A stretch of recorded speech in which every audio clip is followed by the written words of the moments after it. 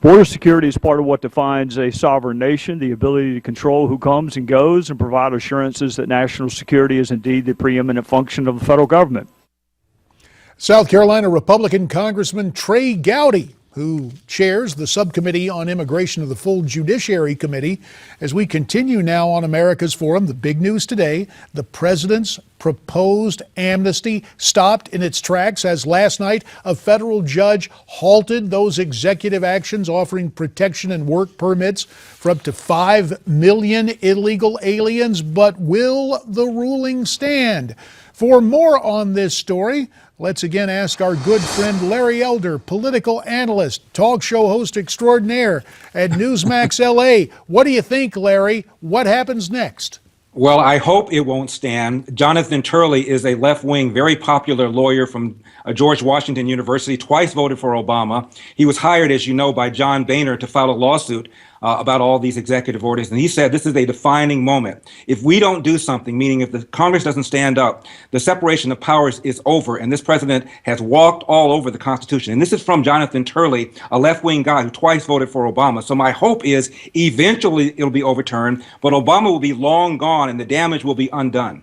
Well, and you look at this, were it any other president but Barack Obama, I would believe they would follow the judge's order. Look back to Little Rock in the late 50s. Whatever problems Ike had personally with desegregation of Little Rock Central High School, when the Fed said you can deputize the National Guard, Ike did that because the law ranked more than any personal perspective. But for this president, Larry, it seems to be always political, always seeking a political advantage.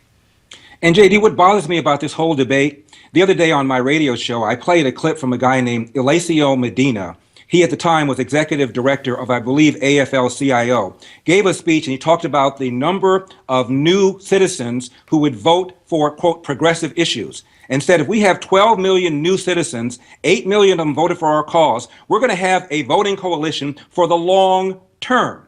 Which means that if these new citizens were not likely to vote Democrat, I doubt that the left would be pushing for porous borders. I doubt that they'd be pushing to have D.C. become a state. I doubt that they'd be pushing to have ex-cons become voters because they're likely to vote Democrat. So as far as I'm concerned, this is not about immigration. It's about the Democrats trying to increase their legislative power. And when you take a look at this and really what would happen, and it's amazing to see it when you pull the curtain back, Larry. You've got forces within the establishment. I won't really even call them conservatives, but people who want cheap labor on one hand, welcoming in illegals like the U.S. Chamber of Commerce. You've got the Democrat Party and others on the left welcoming in illegals. The chamber, the establishment guys want cheap labor. The left wants cheap votes, and the only thing being cheapened and threatened is our national security and some effort to regain fiscal sanity in this country. It is a ticket punched for disaster. I can't understand why people aren't awakening. What are your thoughts on that? Well, part of the reason I think, JD, that people aren't awakening is because of the way the issue has been framed. The Attorney General gave a speech a few months ago and talked about pernicious racism in America. And one of the 3 examples he gave for pernicious racism was voter ID, for crying out loud. A majority of blacks support voter ID, but if you're going to argue that anybody that wants voter integrity is a bigot, you shut down debate. That's what's happening in our country. And of course, the curious thing about that assertion is the fact that the Attorney General of the United States and the federal court systems and federal buildings require what to get into the buildings? Photo IDs. So you put the lie to that instantly, and yet it is always framed as voter suppression. You get the last word with 20 seconds remaining. And JD, remember when James O'Keefe of Acorn fame walked into the voting booth precinct for Eric Holder, asked for Eric Holder's ballot, and it was handed to him?